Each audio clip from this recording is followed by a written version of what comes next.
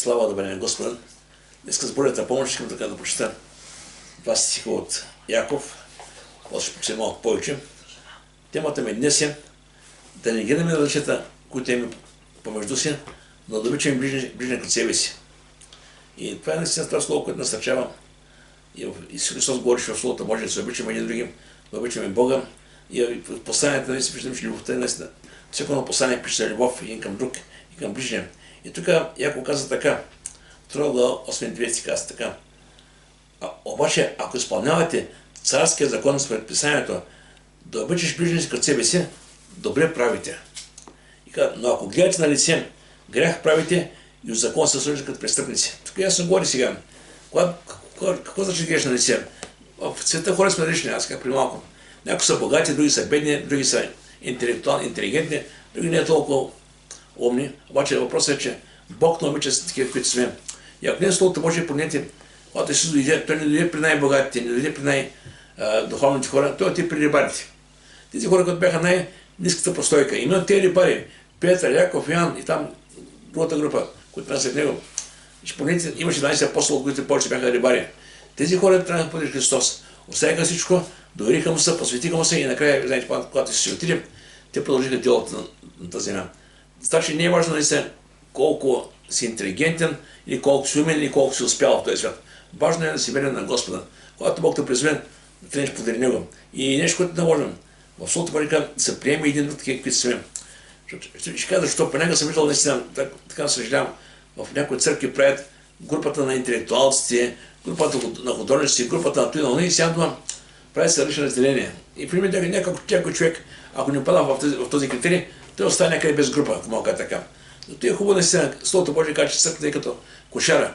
В кошарата има и ягънца, има и по-големи овце, има и още по-големи. Така че, бидей кошарата, че не си всеки човек трябва да намери място си там, да търси нещо друго.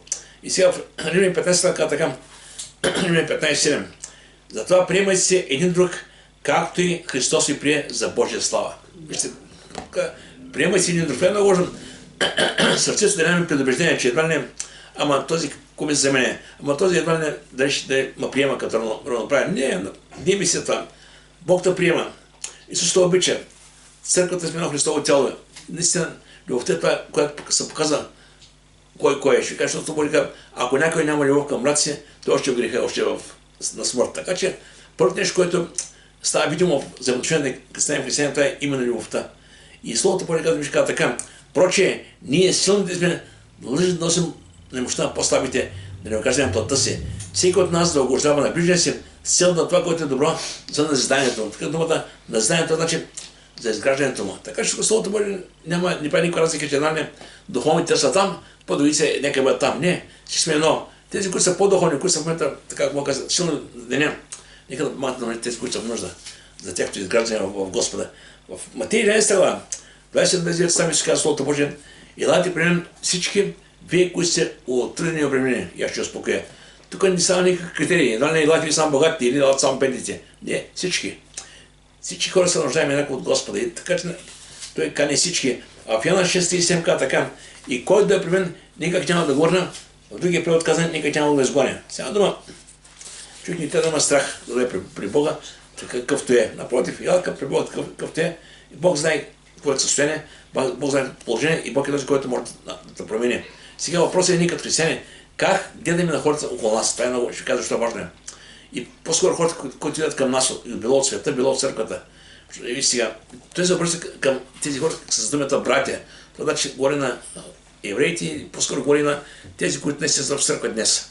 И казва така, братя мои, да държите вярата на простояние наш Господ Христос с лице приятия. Защото ако влезе в синагогата човек с златен пръстен и с хубави дрехи, а влезе и сиромах с оплескани дрехи, и погледнете с почет към онзи, който е с хубави дрехи, да речете, ти си тук и на добро място. На сиромаха кажете, ценето подножието ме, не правите ли рече помежду си и не ставате при съдии. Чуйте ли, любезни ми братя, не избрали Бог онези, които са сиромаси с светски неща, богати с вера и наследници на царството, което е обещал на те, които го любят. Виждате, какво тези които много ясно говорим.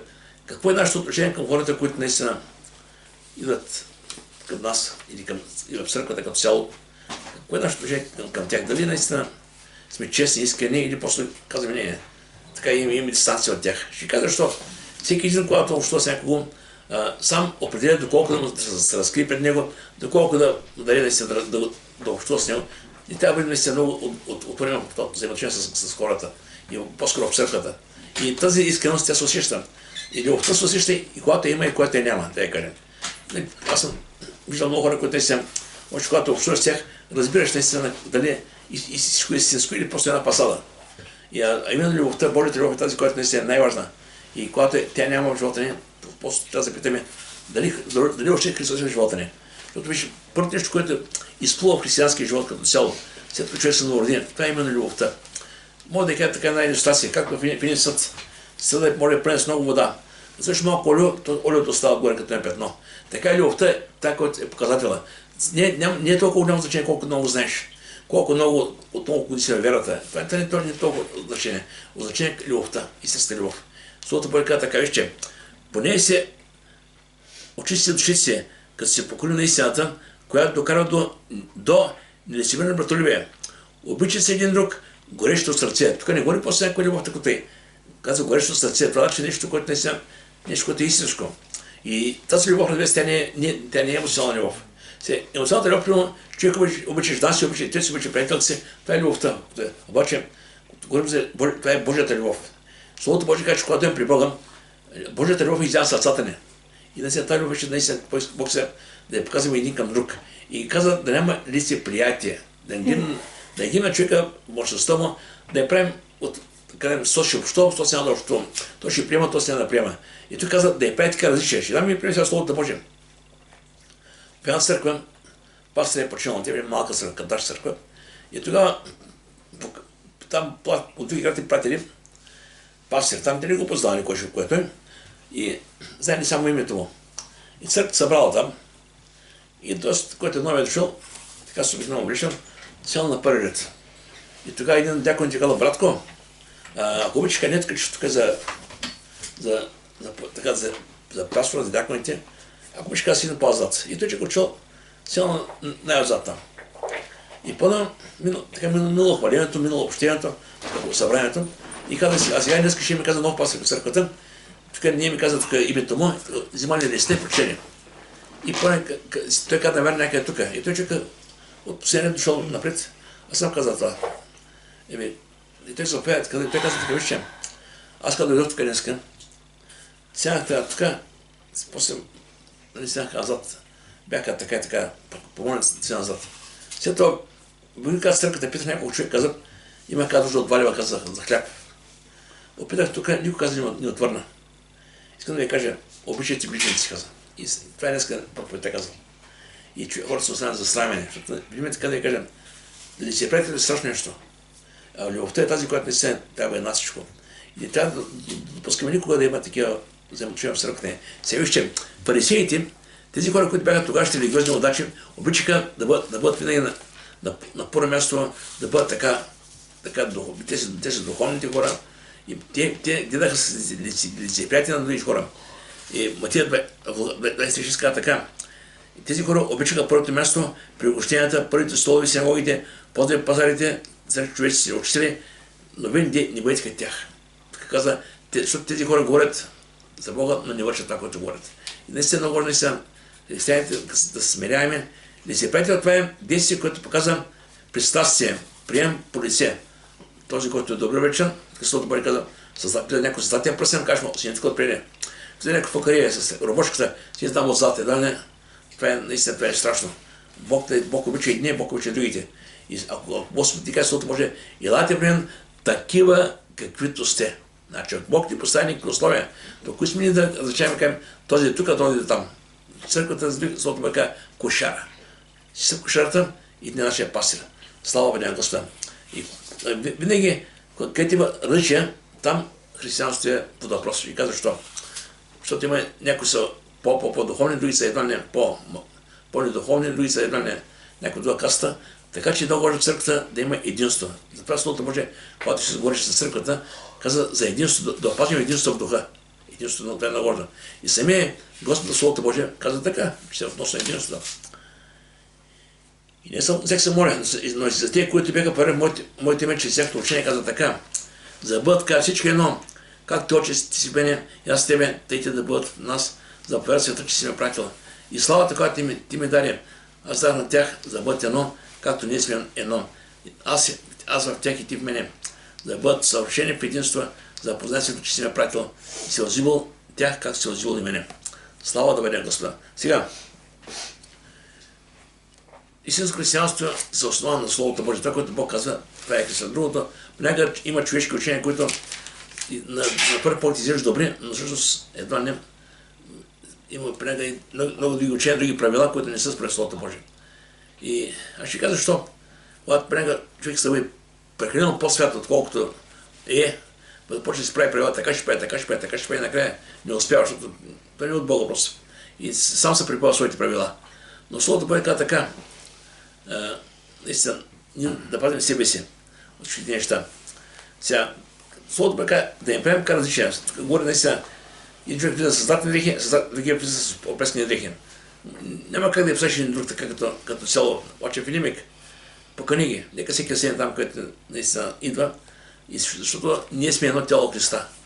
И не трябва по никакъв начин да разграничаваме хората на по-малки християни или по-големи, или този става не става.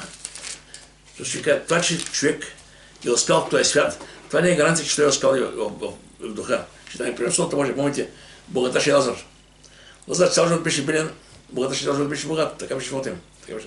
Преди ми богаташ отиде Лазар. Кой къде отиде? Богаташ ще и пада. Що? Защото никой не беше вярвал Господа.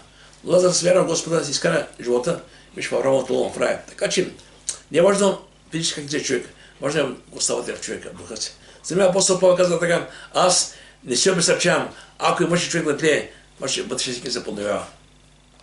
Това е повече, което става пред нас. И важно е да се приеме един други вижте. Словото Божие казва така. Сега, Римляни 12 казва така, защото чрез дарената им благодат казвам на всички, на всеки един между вас, който е повиден, да не мисля себе си по-високо, отколкото трябва да мисля. Да разсъждава така, защото да мисли скромно, според делата на вярата, които Бог е на всеки разпределил.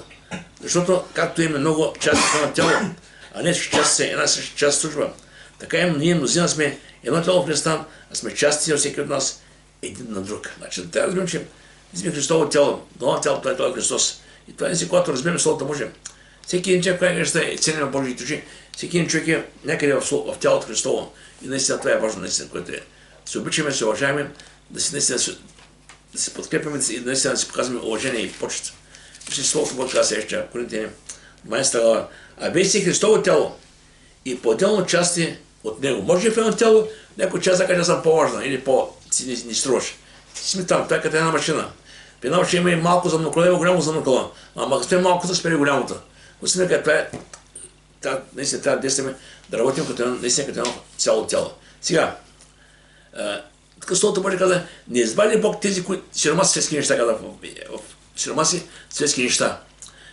Аз така си викам, защото ако Исус е на тази земя, ако беше чул при критичните фарисеите, при богатите, при успелите хора, тогава всички други хора, бедните, рибарите, те чакат сега така е там в пъгъла някъде. Но той отиде точно при тези, които са най-нисични и че сяха доказа сега, че той обича хората, такива, които са.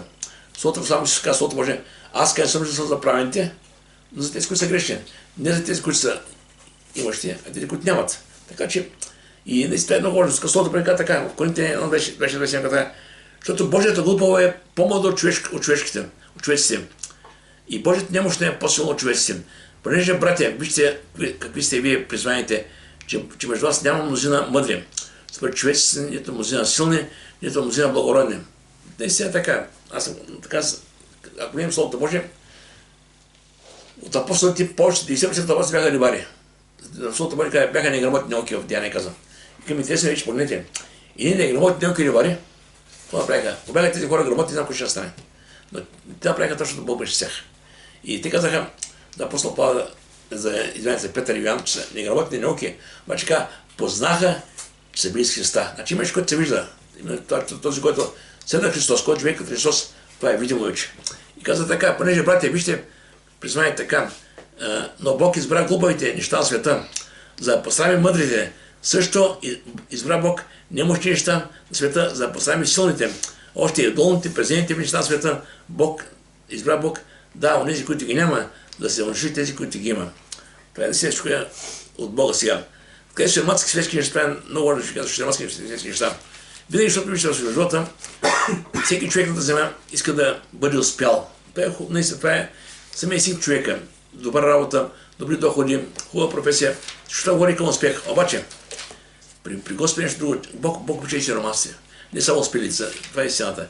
И тук сега, Бог в Словото Божие каза така, когато Йоан Кръстител беше там в затвора и прати ученици да питат дали Исус Христос е този, който трябваше да чакат. Защото Йоан Кръстител преди това, като кръщаваше, видя като облак гълъба над Исус Христос. И каза, това е Божия син, Божия агнец. Но когато беше завършил там в затвора, си питаше дали наистина свърших работа, която бях пратен. И тогава, когато дойдоха ученици при Исус казаха така, при Йоан, извиняйте, и Ян, като чув тъмницата, залата на Христа, прати учениците да му кажат, ти ли си оня, който има дори или друго чакаме? Исус му каза, и е сюжет на Йоан, това, който чувате и виждате, слепи прогреждат, куци прохождат, прогани се отчислят, глухи прочуват, мъртви биват възкресявани и на сирома се проповядват благовестието. Виждаме и неща са чудеса, другото е сиромаси, защото вижте, сиромаси винаги са пренебрегнати. Докато на мен Словото Божие, когато говори за спасението, виждаме сиромаси, той каза, саги на пиедестал, защото иска да каже, хората, които този свят са нищо, за мен са ценни. Аз имах за и тях. И това е много важно да разберем. Лука 19 Словото Божие каза, поне човешки син дойде да потърси и да спаси погиналото. Интересна работа. Имаше ли живи? Ще бяха погинали, но тези имаше хора, които се осъзнаваха, че са погинали, а други, които живееха своята си праведност. Както примерно казах, когато беше дома на Леви, Исус Христос, тогава фарисеите и книжниците роптаха, казаха, защо вашето ще даде писа, били си грешниците? И тогава Исус каза, здравите нямат нужда от лекар, а болните. И съм дошъл да призове правенето на грешни на покаяние. Така че виждаме Словото Божие навсякъде, че Бог обича всички хора и много важно да разберем, че Бог иска всички хора да чуят за Него, без значение от положението, което са имат, дали са богати, дали са бедни, дали са успели, или не толкова успели. Защото това е именно Божията любов и Бог с тази любов и ние да обичаме хората, които са около нас. Да няма ли си приятия, защото понякога казват, еди кой си той, от него не става нещо, не става, опитаха ме не стана. Понякога, знаете, когато покажеш любов, когато покажеш си уважение, и най-лошият човек може да е най-добър. Чрез любовта, защото така, по това ще познаеш, че можеш да си, ако имате любов. Така е наистина. В Лука 12 глава, 26 казва така, развейте враните, че не сеят, нито женат. Те нямат нито съкровищница, нито житница, но пак Бог ги храни. А колко по-скъпи сте вие? И кое може от вас скрижи да прибави един лакът на ръцете? И те, ако най-малко нищо не може да свърте, що се безкрити за друго? Наистина, много важно са обхването да бъде в Господа. И навсякъде Словото Божие в Евангелията показва, че Бог обича хората и Бог са хората да вярват в Него, да спасяват. И при Бога няма ли си приятие? Това е много важно. При Него е една истинска искрена любов. Защото Словото Божие казва, че Бог толкова възлюби света, че даде своя единороден син, да не погине ни един, който вярва в Него, но да има вечен живот. И тук, когато бяха наистина фарисеите и книжниците бяха против Христос, и тогава някой така, никой човек не е говорил като той човек, както е с Христос. И фарисеите му говориха, и били са заблудени. Повярват в Него някои от пранците или от фарисеите. Сега дома, те вярваха, че ако дойде Христос, че той е първо при тях, при най-големците, тези, които са раята, че ще станат някъде там навънка. А напротив, се дойде точно при тези, които са най-низки долу и че с тях наистина докосна и целият свят. И в Колосяните две казва така, ако сте били възкресени Христос, вече това, което е важно, не е важно какво си днес, кой имаш като в банковата си сметка, важно е кой имаш в себе си и къде си ти.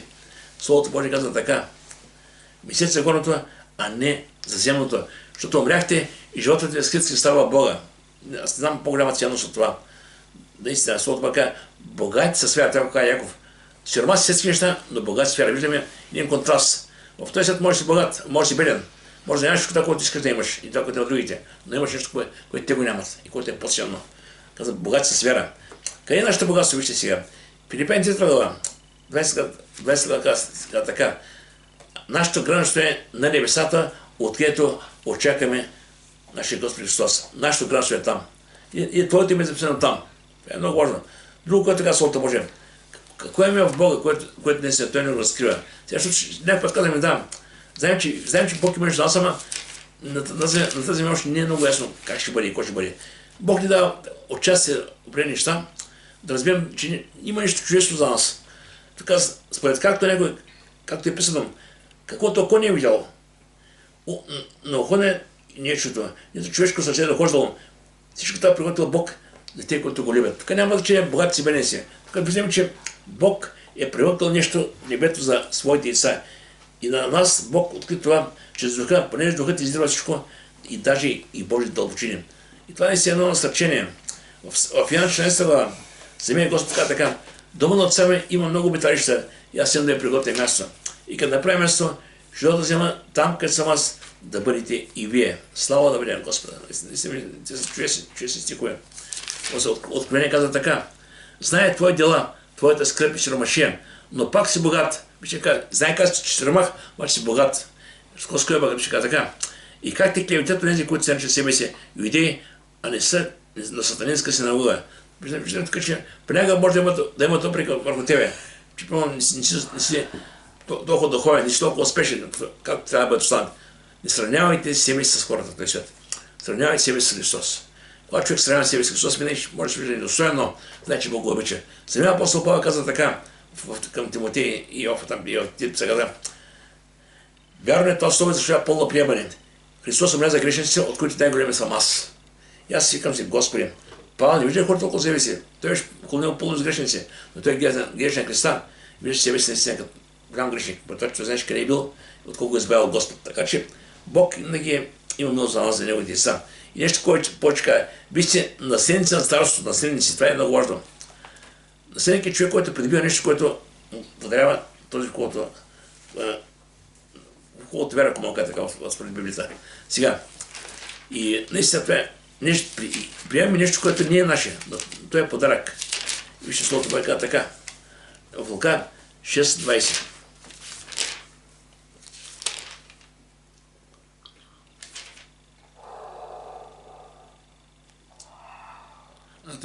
И той подигна очи към учениците и каза, блажени вие сиромасите, защото е вашето Божието царство. Викам, сиромахи, виждам отново казва, вашето е Божието царство. Слава да бъде на Господа. Сега, въпросът е тук дилемата, въпросът е при човека е да обичаш ближния като себе си и да геш на лице. Това е, което е така сериозно наистина. Човек никога не трябва да допуска да гледа на човека до себе си отгоре или от високо. Напротив, Филипяни посолта пък така. Не гледайте всеки на другия, но щете другия по-горе от себе си. Значи, това е много важно да имаш сменено сърце и да кажеш, знаеш ли другия, който може да е по-долу състояние някакси в този свят, да го обичаш така, както Бог го обича. И апостол Павел в Тимотей каза така, Тимотей 4:8 каза, поддържах се доброто воинстване, пътя свърших, вярата я пазих. Това е което може, вижте. Важното е да знаеш, че на правилния път, да следваш Господа и да знаеш, че в крайна този път е Той. И скоро дадете камер горе за страха, който може да ходят в този свят.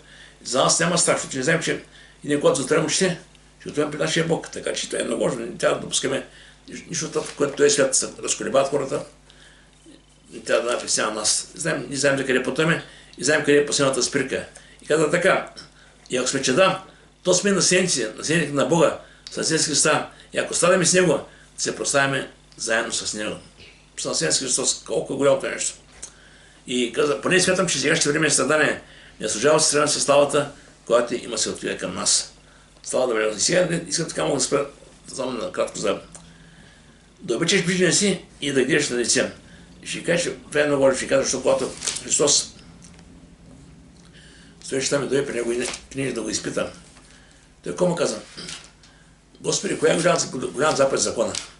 Едва не идваш сега да изпита Господа, дали знае закона и как може да каже тази запад е по-голяма от другите. Обаче Исус какво прави сега? Исус каза, да възмиш Господа своя Бог, това е в Стария Завет. Това е закона.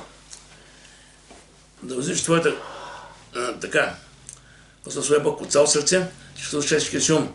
Това е първата голяма заповед и втората е да взиш винаги като себе си. Виждам, че и двете заповеди са от закона. Той ги взема и ги сложи в Новия Завет. Така, на тези неща ви си целият закон.